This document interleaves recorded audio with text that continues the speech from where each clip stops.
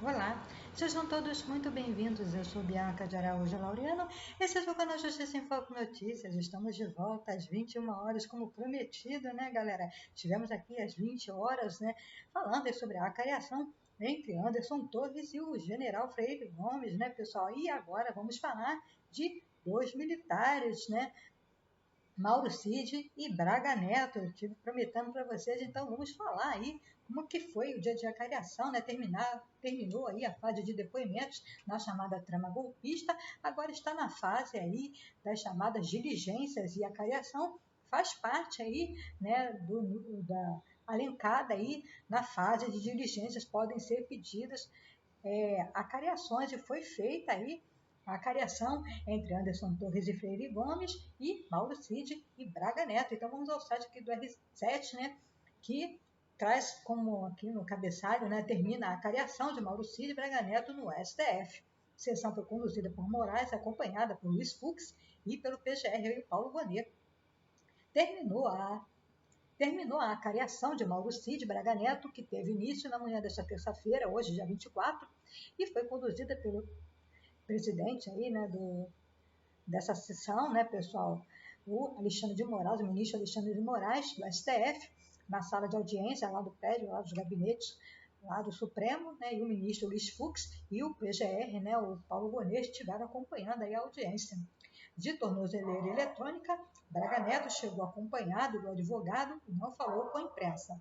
Ele está preso no Rio de Janeiro, mas embarcou para Brasília para participar presencialmente da sessão e deve retornar à unidade prisional logo após o procedimento, que já, com certeza, essa hora são 19 horas e 3 minutos, hora que eu estou gravando aqui o vídeo para vocês, então isso já está, com certeza, Braga Neto já está de volta aqui ao Rio de Janeiro, né, pessoal? Muito bem, vamos continuar aqui.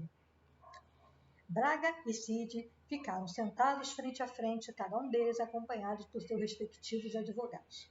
A defesa do ex-presidente Jair Bolsonaro também assistiu às acariações, presença autorizada por Moraes após o pedido dos advogados. Uma acariação é um ato processual, na qual duas ou mais pessoas são colocadas frente a frente para confrontar versões que derem depoimentos anteriores quando há contradições relevantes entre elas. A sessão foi fechada, diferentemente da fase de interrogatórios, quando houve transmissão das falas. Vocês estiveram acompanhando conosco aqui no canal Justiça em Foco Notícias, né, galera? Não houve divulgação de gravações, mas o STF já liberou aí, pessoal, a ata, né, das duas acariações, tanto a do Anderson Torres com o Freire Gomes, quanto aí do Braga Neto com o Mauro Cid, já estão liberadas aí na internet, para vocês estarem acessando e lendo, né, o que aconteceu na reunião. O pedido de acariação entre Braga Neto e Mauro Cid foi feito pela defesa do ex-ministro, diante das divergências consideradas significativas entre os depoimentos prestados por ambos à Justiça. O primeiro ponto de contradição destacado pelos advogados diz respeito a um encontro realizado no dia 12 de novembro de 2022, na residência de Braga Neto. Mauro Cid afirmou que a reunião teve como pauta o chamado Punhal Verde-Amarelo e teria deixado o local a pedido do general para tomar providências operacionais, com o objetivo de não vincular o então presidente Jair Bolsonaro às articulações para o regime militar. Cid descreveu o encontro como uma conversa marcada por insatisfação com o processo eleitoral e com a atuação das Forças Armadas. Braga Neto negou que tenha havido uma reunião com finalidade política ou operacional. Ele declarou que Cid e dois outros indivíduos, apresentados como membros do grupo das Forças Especiais, chamados Kids Pretos, estiveram em sua casa apenas para conhecê-lo por serem seus apoiadores. Segundo divergências apontadas aí a respeito de uma suposta entrega de dinheiro, Cid declarou que após o encontro, um dos presentes o procurou em busca de recursos, inicialmente mencionando R$ 100.000 em tom de brincadeira. O tenente-coronel disse que procurou Braga Neto e que o teria orientado a falar com o tesoureiro do PL. Como o partido recusou a solicitação, Cid afirmou ter recebido do próprio general uma quantia em dinheiro que não soube precisar, dentro de uma caixa de vinho. Braga Neto refutou a acusação. Ele confirmou que Cid o consultou sobre a possibilidade de obter recurso do PL, algo que, segundo o general, era comum em períodos de campanha. Afirmou ter orientado o tenente-coronel a procurar o tesoureiro do partido, que, diante da negativa, o assunto teria sido aí, pessoal, encerrado, né? Para a defesa de Braga Neto, as contradições são relevantes, uma vez que as declarações dissídio serve de base para acusações aí da PGR contra o general, né, pessoal? Os advogados também destacaram que o delator não apresentou provas que sustentem suas alegações e que alterou versões ao longo do processo, inclusive em seu interrogatório judicial. Muito bem, vamos passar aqui para a Carta Capital, pessoal. Saímos daqui do site do R7 e vamos para a Carta Capital. E vamos subir a notificação aqui, né, galera? Mas vamos que vamos, né? Continuar nosso trabalho aqui. O que Braga Neto disse a Mauro Cid durante a acariação, né, pessoal? Vamos ver o que nos diz a Carta Capital. Após a acariação realizada na manhã desta terça-feira, dia 24, lá no Supremo Tribunal Federal, o advogado do general Braga Neto, José Oliveira Lima, afirmou que houve violação das prerrogativas de defesa. Criticou duramente a ausência de registro em vídeo do procedimento conduzido pelo ministro Alexandre de Moraes. Braga Neto participou da acariação ao lado do tenente-coronel Mauro Cid, delator da trama golpista. Ambos são réus no processo. Vamos continuar aqui. Segundo Lima, Braga Neto chamou Cid de mentiroso em 2 momentos e na audiência. Ele, o Cid, foi chamado de mentiroso e ficou com cabeça baixa. Isso deveria estar gravado para que todos pudessem constatar o que foi dito, afirmou o advogado. A defesa,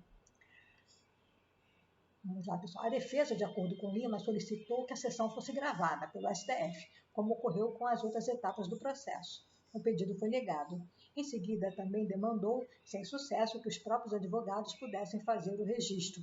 A prerrogativa da defesa foi violada. É inaceitável que uma audiência desse peso, com contradições sérias entre os depoimentos, não tenha sido registrada em áudio ou vídeo.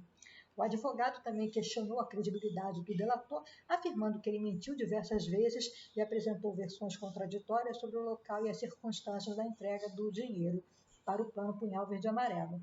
Ele fala em garagem, depois em estacionamento, depois em uma segunda garagem e ainda descreve um pacote dizendo que tinha dinheiro mesmo, confirmando que a sacola estava lacrada. Como ele sabia o que tinha dentro? Questionou. José de Oliveira Lima acrescentou que os relatos de Cid não têm consistência para sustentar medidas judiciais. É assustador como um depoimento tão frágil pode embasar um processo dessa gravidade. Bom, vamos discordar um pouquinho, né, doutor? Não é apenas aí o depoimento do Mauro Cid que embasa aí a acusação, né? Há indícios, materialidade aí que foram colhidas pela Polícia Federal. O depoimento de Mauro Cid não é a única prova aí no processo, né, pessoal? Vamos